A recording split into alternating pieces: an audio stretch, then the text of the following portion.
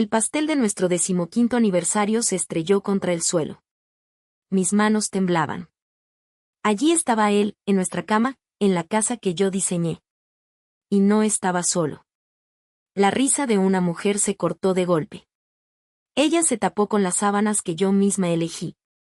Mi esposo, el hombre de mi vida, ni siquiera tuvo la decencia de parecer culpable. Solo me miró, con unos ojos fríos que nunca antes había visto, como si yo fuera la intrusa. En un segundo, las paredes que construí con tanto amor se convirtieron en mi propia tumba. Recuerdo su voz, hace 15 años, sobre el plano de esta misma casa. Tú diseña el nido, mi amor, me dijo, que yo me encargaré de traer las mejores ramas. Y yo le creí. Le entregué mi carrera, mis sueños, mi vida entera. Si crees que una mujer que lo entregó todo por su hogar no merece esta traición, por favor, apóyame. Dale, me gusta, a este video para que mi historia se escuche. Suscríbete para ver cómo lucho por recuperar lo que es mío y déjame un comentario diciéndome desde qué ciudad me envías tu fuerza. Ahora mismo, tu apoyo es todo lo que me queda. Ay, hija, a mi edad una aprende que los recuerdos más felices son, a veces, los que más duelen al mirar atrás. Porque brillan tanto que te ciegan, y no te dejan ver la oscuridad que se esconde justo detrás. Mi vida con Ramiro, antes del desastre, era así. Era una pintura perfecta, de esas que ves en los museos y piensas que no pueden ser reales. Vivíamos en la casa. No, una casa, sino, la casa. La había diseñado yo misma, ¿sabes? Dejé mi carrera de arquitecta en pausa, la mejor decisión de mi vida, me decía a mí misma. Cada ventana, cada viga, cada baldosa del patio la elegí yo. Era mi obra maestra, el nido que construí con mis propias manos para nuestro futuro. 15 años de matrimonio habíamos metido entre esas paredes. Recuerdo el olor del café por la mañana, con la luz entrando a raudales por el ventanal del salón que daba al jardín. Ese era mi rincón favorito. Ramiro, ay, Ramiro. Tenía esa sonrisa que te desarmaba, esa energía que llenaba cualquier habitación. Era gerente de finanzas, un hombre brillante, siempre hablando de grandes planes, de asegurar nuestro porvenir. Yo le creía, claro que sí. ¿Cómo no iba a creerle al hombre con el que había compartido toda mi vida adulta? Él era el motor y yo era el hogar. Funcionábamos. O eso creía yo. Pero la perfección, hija, es una fachada muy frágil. Las primeras grietas aparecieron tan despacio que casi no las noté. Empezó a llegar tarde. Más tarde de lo normal. Se encerraba en el despacho con el teléfono, y si yo entraba, colgaba deprisa. Cosas del trabajo, Elvira, un proyecto enorme que nos va a salvar a todos, me decía. Y yo, como una tonta, le preparaba un té y le dejaba su espacio. Luego vi gastos raros en la tarjeta de crédito. Cenas en sitios caros a los que no íbamos juntos, alguna joya que yo nunca recibí. Cuando le pregunté, se rió. Son inversiones, mi amor. Para nuestro futuro. Tú confía en mí. Y confié. Qué tonta, ¿verdad? Vista desde ahora, mi ceguera parece increíble. Pero cuando vives dentro de la historia, no ves el final del libro. Estás demasiado ocupada pasando las páginas del día a día. Él seguía siendo cariñoso, aunque más ausente. Me traía flores un martes cualquiera para compensar una cena a la que no había llegado. Pequeños gestos para mantener la pintura intacta. Y yo me aferraba a ellos, porque derrumbar 15 años de vida por unas cuantas llamadas a deshora parecía una locura. Le di su espacio. Confié. Y esa confianza, ese pilar sobre el que construí no solo la casa, sino toda mi vida, fue la primera cosa que él decidió demoler. Aunque en ese momento, yo todavía no lo sabía. Solo sentía un frío sutil, como una corriente de aire que se cuela por una grieta que aún no has encontrado. Ay, mija, si te contara. A veces, cuando cierro los ojos, todavía puedo verla. No esta casa, no. La otra. La que yo construí. Y no me refiero solo a poner ladrillos, que también tuve que supervisar. Me refiero a que la soñé, la dibujé, la parí en papel antes de que existiera. Yo era arquitecta, ¿sabes? Pero de las que sueñan con espacios y luces antes que con planos. Javier, mi esposo, siempre se reía de eso. Él era el hombre de los números, un gerente de finanzas con una sonrisa que podía venderle hielo a un esquimal. Tú diseña el nido, Elena, me dijo un día, después de firmar la hipoteca del terreno, que yo me encargo de que tengamos las mejores ramas. Y le creí. Puse mi carrera en pausa por ese nido. No me arrepentí, en ese momento no. Para mí, esa casa era el proyecto más importante de mi vida. Era nuestro futuro hecho de cristal, madera y piedra. Era espectacular. Tenía un salón con un ventanal que ocupaba toda la pared y miraba al jardín. Yo lo diseñé para que el sol de la mañana nos diera los buenos días en la cocina y el de la tarde se despidiera tiñendo de naranja las paredes del salón. Cada rincón tenía un porqué, un recuerdo. La pequeña biblioteca en el hueco de la escalera, donde Javier me leía por las noches. La terraza donde celebrábamos los aniversarios con una copa de vino. 15 años, mija. 15 años de risas resonando en esos pasillos. Creía que mis paredes oían y guardaban solo felicidad. Y allí, en medio de esa vida tan bien construida, estaba Carlos, el hermano mayor de Javier. Un hombretón serio, de pocas palabras, pero de buen corazón, o eso aparentaba. Venía casi todos los domingos a comer. Se sentaba en la terraza, miraba alrededor con sus ojos pequeños y decía siempre lo mismo, con ese orgullo de hermano mayor que ha visto al pequeño triunfar: lo habéis logrado, enano. Tienes una casa de revista y una mujer que vale oro. Y le daba una palmada en la espalda a Javier, y a mí me guiñaba un ojo. Era parte del paisaje, parte de esa vida perfecta. El pilar familiar que aplaudía nuestro éxito y nos recordaba lo afortunados que éramos. Yo lo miraba todo y me sentía completa. Tenía al hombre carismático, la casa de mis sueños que yo misma había creado, y hasta el cuñado que parecía quererme como a una hermana. Todo encajaba. Era un cuadro perfecto, una obra de arte. Lo que una no sabe, a los 40 y pocos, es que los cuadros más bonitos son, a veces, los que esconden las mentiras más feas. Pero en ese entonces, yo solo veía la luz entrando por mi ventana. No sabía que esa misma luz era la que proyectaba las sombras más largas y oscuras a mi espalda. Las cosas empezaron a cambiar poco a poco, hija. Como cuando una tela fina se empieza a desgastar por el uso, ¿sabes? Primero es un hilo suelto, casi invisible, que no le das importancia. Luego otro. Y de repente, un día, tienes un agujero en las manos. Javier empezó a llegar tarde. El hombre que antes entraba por la puerta a las 6 en punto, con su maletín en una mano y una sonrisa para mí en la otra, ahora aparecía a las 9, a las 10, con la cara larga y los hombros caídos. Es un proyecto nuevo, Elena, mi vida. Algo muy grande, me decía, mientras se aflojaba la corbata sin mirarme a los ojos. Nos va a asegurar el futuro, ya verás. Y yo, tonta de mí, le creía. ¿Cómo no iba a creerle? Era mi Javier, el hombre con el que había construido no solo una casa, sino una vida entera. Le preparaba la cena, se la guardaba caliente, y cuando por fin se sentaba a la mesa, comía sin ganas, con la mirada perdida en algún punto de la pared. Empecé a notar otras cosas. Llamadas a deshoras. Se levantaba de la mesa o salía a la terraza para hablar, siempre en voz baja. Si yo me acercaba, colgaba deprisa. Cosas del trabajo, cariño. Confidencial, decía con una naturalidad que helaba. Luego vi los extractos de la tarjeta. Gastos en restaurantes que no conocía, en tiendas de lujo donde yo no había entrado en mi vida. Cuando le preguntaba, suspiraba como si yo fuera una niña que no entiende el mundo de los mayores. Son inversiones, Elena. Relaciones públicas. Para que el gran proyecto salga adelante. Yo confiaba. 15 años de confianza no se borran por un par de cenas raras. Me decía a mí misma que era la presión, que los hombres a veces se encierran en su mundo cuando tienen problemas. Así que le di su espacio. Dejé de preguntar. Le sonreía, Le decía que todo iría bien y me iba a la cama sola, escuchando el tecleo de su móvil desde el salón hasta la madrugada. Le di mi aire, como se dice. Y él, con ese aire que le di, infló las alas para volar muy, muy lejos de mí. La grieta se convirtió en un abismo el día de nuestro aniversario.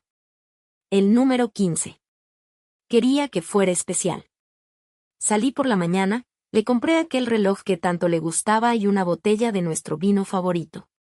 Pasé la tarde cocinando su plato preferido, ese que mi madre me enseñó a hacer. La casa olía a hogar, a celebración. A las 7, pensé en llamarlo para recordárselo, pero decidí que era mejor volver a casa y sorprenderlo. Quizás una sorpresa era lo que necesitábamos para romper esa distancia. Entré de puntillas, con la tarta en una mano y una sonrisa que se me borró en el acto. La casa estaba en silencio, pero oí su voz. Venía del despacho, con la puerta entreabierta. Y no era su voz de trabajo, seca y profesional. No. Era una voz melosa, un susurro íntimo, casi infantil, una voz que yo no había oído en años. Una voz que no era para mí. Me quedé quieta en el pasillo, con el corazón en un puño. El frío me subió por la espalda. Y escuché. Escuché la conversación que partió mi vida en dos.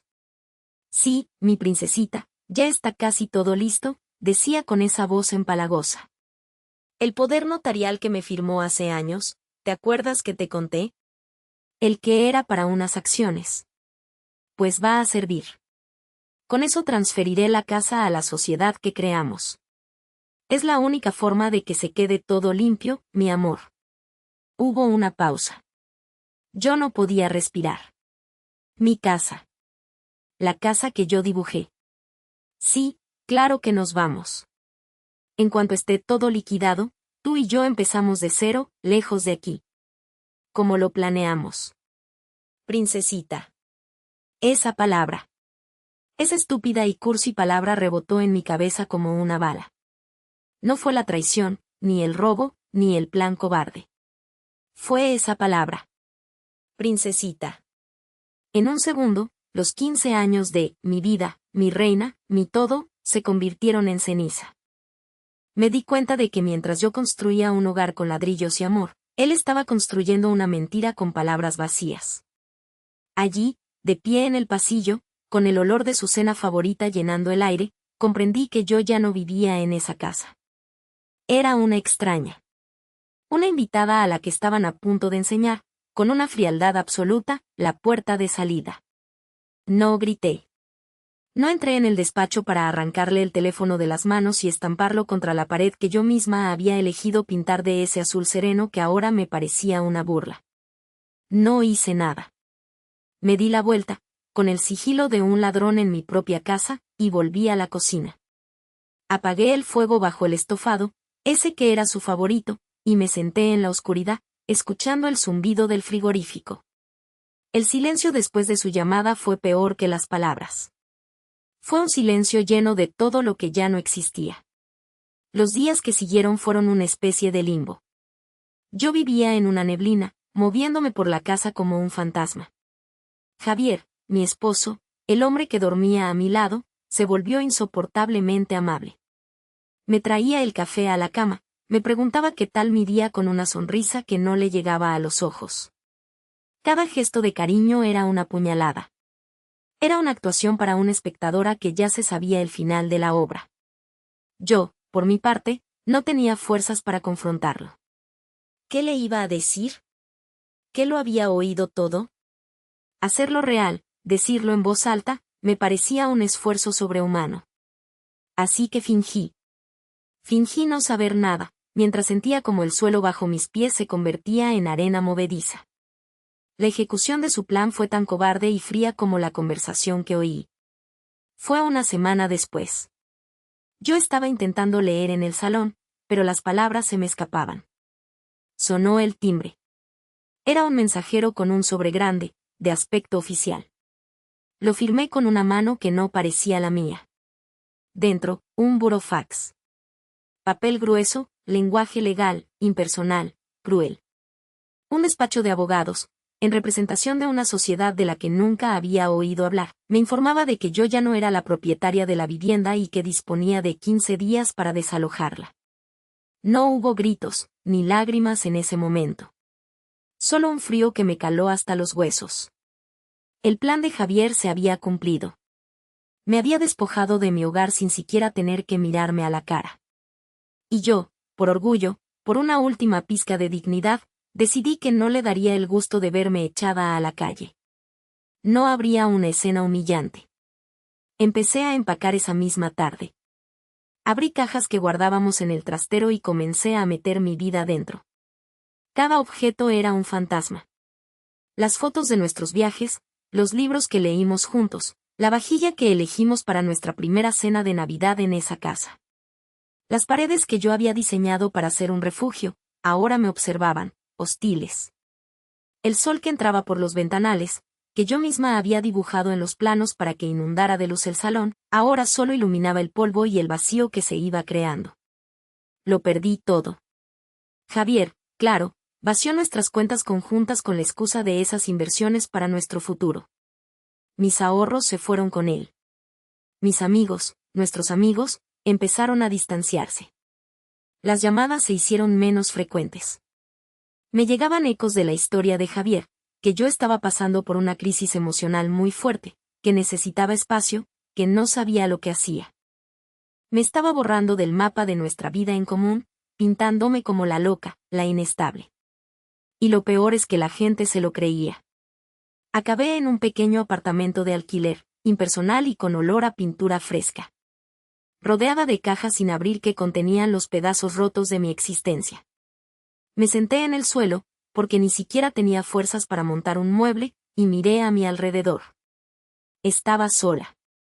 Sin marido, sin casa, sin dinero y, lo que era peor, sin mi historia.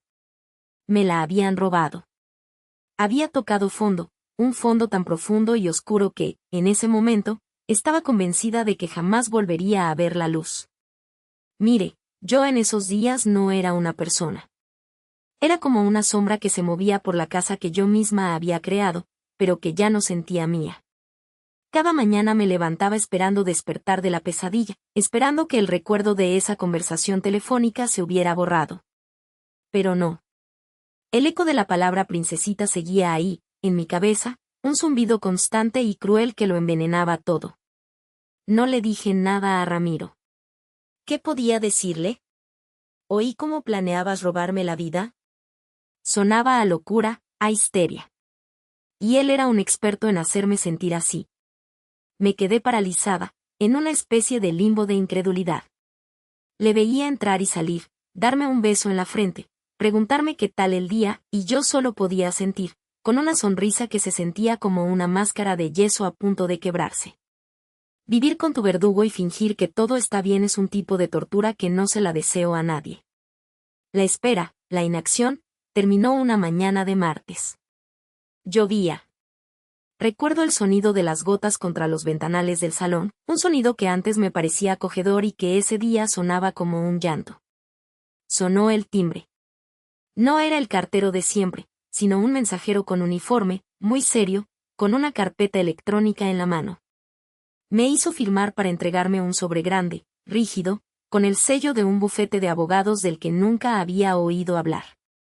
Mis manos temblaban tanto que casi no podía abrirlo. El papel de dentro era grueso, frío. Y las palabras. ¡Ay, las palabras! Eran cuchillos. Un lenguaje legal, impersonal, que me informaba en 3 párrafos que, en virtud de un poder notarial que yo había firmado, que ingenua fui, Dios mío, la titularidad del inmueblecito en la calle tal, número cual, había sido transferida. Que ya no era mi casa. Y que disponía de 15 días naturales para proceder al desalojo voluntario de la vivienda. 15 días. No hubo una llamada de Ramiro. No hubo una carta de despedida. No hubo una confrontación. Solo un burofax. Un trámite. Así terminó mi matrimonio de 15 años. Como quien cancela una suscripción al periódico. En ese momento, algo dentro de mí se rompió, pero otra cosa, algo duro y frío, se asentó en su lugar. No iba a llorar delante de él. No iba a suplicar. No iba a darle el gusto de verme humillada, de que me sacaran a la fuerza con mis cosas en bolsas de basura. Mi dignidad era lo único que me quedaba, y me iba a aferrar a ella con uñas y dientes. Esa misma tarde, mientras él estaba en la oficina, probablemente celebrando con su princesita, subí al trastero y comencé a meter mi vida dentro. En cajas. Cajas de cartón que olían a polvo y a recuerdos rotos. No empaqué los muebles, ni los cuadros caros, ni la vajilla de las cenas importantes. Eso se lo dejaba a él y a su princesita. Yo empaqué mis fotografías, los libros que me regaló mi padre, mi ropa y esa pequeña planta, una violeta africana, que llevaba cuidando desde que nos mudamos. Fue lo único vivo que me llevé de aquella casa muerta. Acabé en un pisito de alquiler en la otra punta de la ciudad. Era de esos lugares que no son de nadie, con paredes blancas y un eco que te devuelve tu propia soledad. Durante los primeros días, no deshice las cajas. Vivía entre ellas, como en un laberinto de mi propia vida fracasada. El silencio era lo peor. Estaba acostumbrada al murmullo de la casa, a los ruidos de Ramiro llegando, a la música que poníamos los domingos. Ahora solo había el zumbido de la nevera y el latido de mi propio corazón, un tambor sordo que marcaba el paso de las horas vacías. Intenté llamar a los que creía mis amigos. A Marta y a Luis, con quienes habíamos cenado cientos de veces. La respuesta fue un puñal helado. Marta, con una voz que no era la suya, me dijo: «Ay, Elvira, lo siento tanto. Ramiro nos contó que no estás pasando un buen momento, una crisis emocional profunda, ya sabes». ¿Una crisis? A mí me habían despojado de mi hogar, de mis ahorros, Ramiro se había encargado de vaciar la cuenta conjunta, por supuesto, y de mi dignidad, y ellos lo llamaban una crisis. Comprendí que Ramiro no solo me había robado el pasado, también me estaba robando el presente, envenenando mis relaciones una por una con su versión compasiva y mentirosa. Estaba sola. Borrada del mapa de mi propia existencia. Una noche, la desolación fue tan grande que sentí que me ahogaba. Necesitaba aferrarme a algo, a un recuerdo que no estuviera manchado por él. Un recuerdo mío, solo mío. Pensé en mi padre. En su sonrisa, en cómo me decía que yo era más fuerte de lo que creía. Quería ver una foto suya, una en la que saliéramos los dos en la playa, antes de Ramiro, antes de todo. Me levanté y, a la luz de una lámpara solitaria, empecé a buscar en una de las cajas más viejas, la que ponía «Cosas de papá». Estaba llena de sus libros de derecho, de sus plumas, del olor a tabaco de pipa que tanto le gustaba. Al remover un pesado tomo de leyes, mis dedos tocaron una carpeta de cartón fino que no recordaba haber visto nunca. No tenía etiqueta. La curiosidad, esa pequeña chispa que sobrevive incluso al peor de los incendios, me hizo abrirla. Dentro había un fajo de papeles mecanografiados, sujetos con un clip oxidado. El encabezado decía: «Contrato de préstamo privado». Era el préstamo que mi padre, que en paz descanse, le había hecho a Ramiro para la entrada de la casa. Recuerdo que Ramiro se ofendió un poco, pero mi padre insistió. «Las cuentas claras conservan las amistades, y los matrimonios», dijo con un guiño. Empecé a leer por encima, sin entender la mitad de la jerga legal.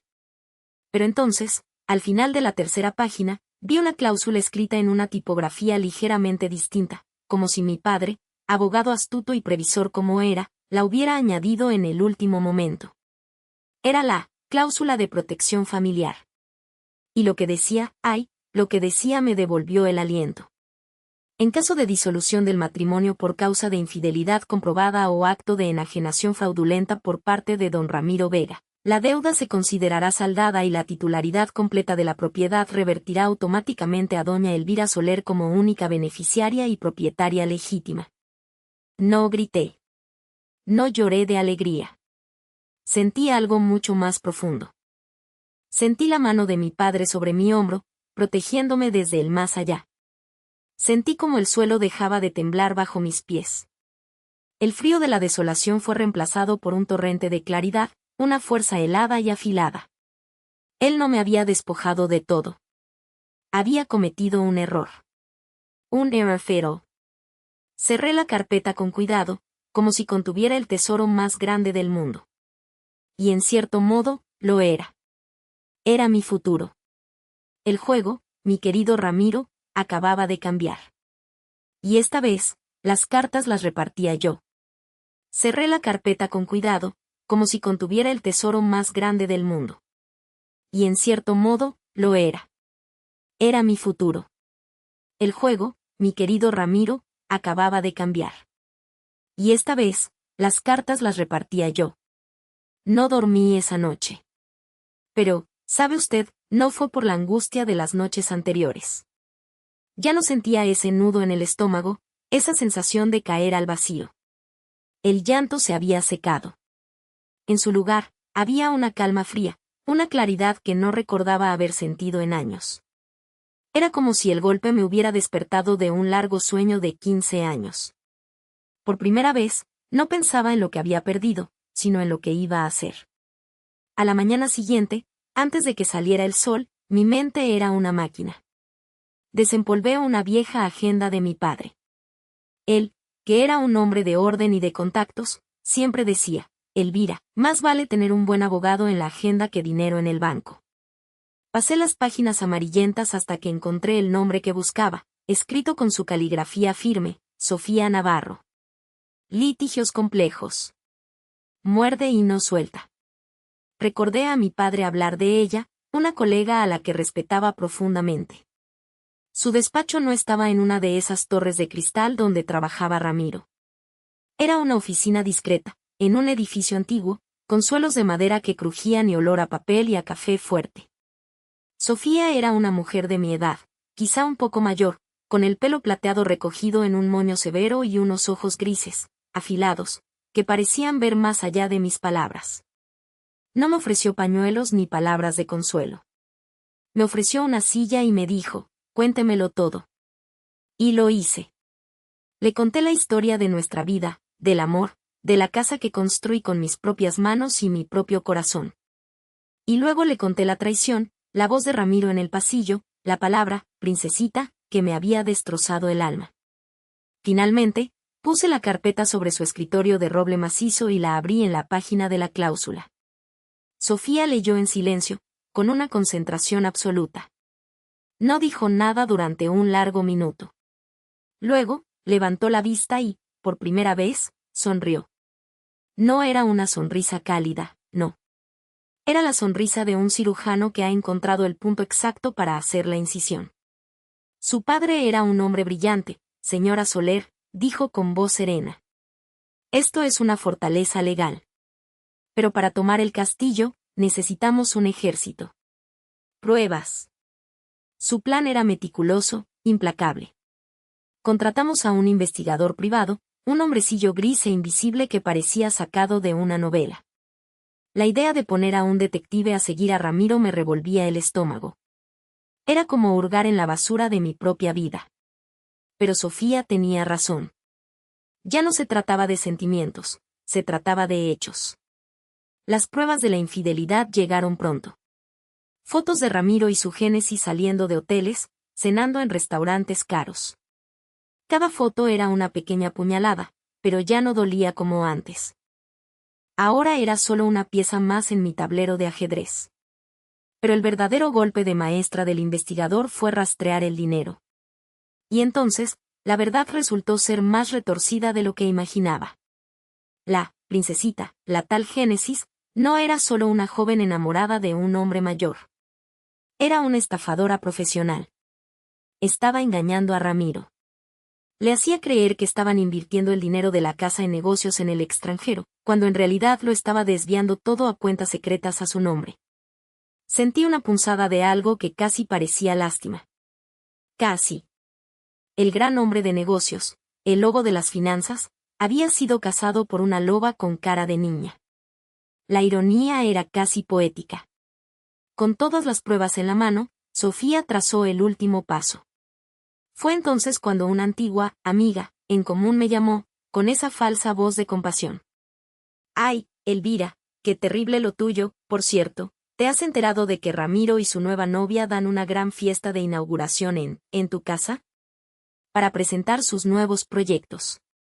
Miré a Sofía, que estaba a mi lado. Sus ojos brillaron con una luz depredadora. Un escenario público, susurró. Lleno de gente influyente. Es perfecto. Dejamos correr el rumor de que yo estaba hundida, devastada, viviendo de la caridad de unos parientes lejanos. Que bajaran la guardia. Que se sintieran los reyes del mundo en mi casa. La función estaba a punto de empezar, y ellos, los flamantes protagonistas, no sabían que yo había reescrito el último acto. La noche de la fiesta no elegí un vestido de guerra, sino uno de paz. Un traje sencillo, de un color sereno. No quería parecer una vengadora, sino la dueña de la casa que volvía a poner orden. Una cosa es planearlo en la fría oficina de un abogado y otra muy distinta es caminar hacia la puerta de la casa que construiste con tus propias manos, sabiendo que dentro están celebrando sobre las ruinas de tu vida. La música y las risas se oían desde la calle. Por un instante, me flaquearon las piernas. Pero entonces pensé en mi padre, en su letra firme en aquel contrato. No estaba sola. Entramos justo cuando Ramiro, radiante y con una copa en alto, estaba en medio de su discurso. Hablaba de nuevos horizontes, de socios valientes, y miraba a su génesis como si fuera el sol. La gente aplaudía. En ese momento de máximo esplendor, Sofía avanzó. No corrió, caminó con una calma que helaba la sangre. Yo la seguí unos pasos por detrás. Disculpe, señor Ramiro, dijo Sofía, con una voz clara pero sin gritar, que cortó el aire festivo. Lamento interrumpir. Tenemos una notificación judicial que entregarle. El silencio se extendió como una mancha de aceite. Todas las miradas se giraron. Primero a Sofía, luego a mí, parada en el umbral. No sonreí, no hice ningún gesto. Solo estaba allí, presente. Mi sola presencia era la acusación.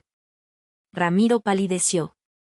Su sonrisa se congeló en una mueca horrible. Sofía, con una eficiencia implacable, le entregó el documento. Mientras Ramiro lo leía, con los ojos desorbitados, ella se acercó a la princesita y le tendió otra carpeta. Y esto es para usted, señorita. Un resumen de sus transferencias a cuentas en el extranjero. Creo que a algunos de los presentes les interesará saber dónde ha ido a parar realmente su inversión. No hubo gritos. No hizo falta. La humillación más profunda es silenciosa. Vi a dos hombres, a los que reconocí como importantes empresarios, acercarse a Génesis, que parecía un animalito atrapado en los faros de un coche. Intentó escabullirse, pero ya no tenía escapatoria. La fiesta había terminado. Ramiro se quedó quieto en medio del salón, con el papel temblando en su mano, un rey destronado en un palacio de cartón. Lo había perdido todo en menos de 5 minutos. La justicia, a veces, no es un trueno, sino el simple peso de la verdad cayendo sobre ti. La cláusula de mi padre era inquebrantable. Recuperé mi casa. Génesis fue procesada por estafa, no solo por lo mío, sino por una larga lista de engaños que salieron a la luz. Y Ramiro. Ramiro se desvaneció. Arruinado, repudiado por todos los que minutos antes brindaban con él, se convirtió en un fantasma social y económico. Un final merecido, aunque ya no me producía ninguna satisfacción. Solo un cansancio inmenso. Decidí vender la casa. Tenía demasiados fantasmas en sus paredes. Con el dinero, y por primera vez en mucho tiempo sintiéndome dueña de mi destino, fundé mi propia firma de arquitectura. La llamé Phoenix Design. Un poco obvio, quizás, pero así me sentía, renacida de unas cenizas que casi me consumen. Encontré la paz, una paz tranquila, sin sobresaltos. Hasta hace una semana. Llegó a mi nueva oficina un sobre sin remitente. Dentro, una pequeña memoria USB y una nota escrita a mano con una caligrafía pulcra. Solo decía, asterisco, no sabes toda la verdad. Mira esto. Un amigo, punto asterisco. Con el corazón latiéndome con una fuerza que ya había olvidado, conecté la memoria a mi ordenador. Había un único archivo de audio. Una grabación. Pulsé el play y el aire se me escapó de los pulmones. Eran dos voces que conocía demasiado bien. Ramiro y su hermano mayor, Carlos. La conversación era de mucho antes de que yo descubriera nada. Se oía a Ramiro, desesperado, confesando que estaba hundido por deudas de juego.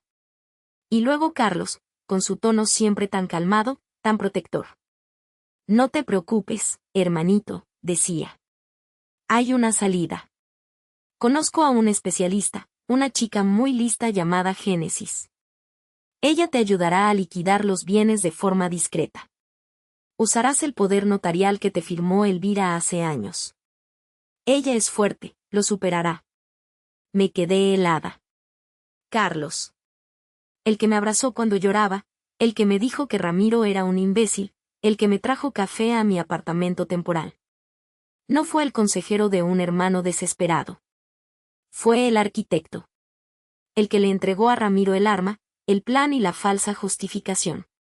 La traición no fue la debilidad de un marido infiel, sino la maldad calculada del hombre que, sonriendo, me ofrecía su hombro para llorar. La paz que tanto me había costado construir se hizo añicos, reemplazada por una determinación fría como el mármol. Comprendí que la batalla no había terminado. Solo acababa de descubrir al verdadero oponente.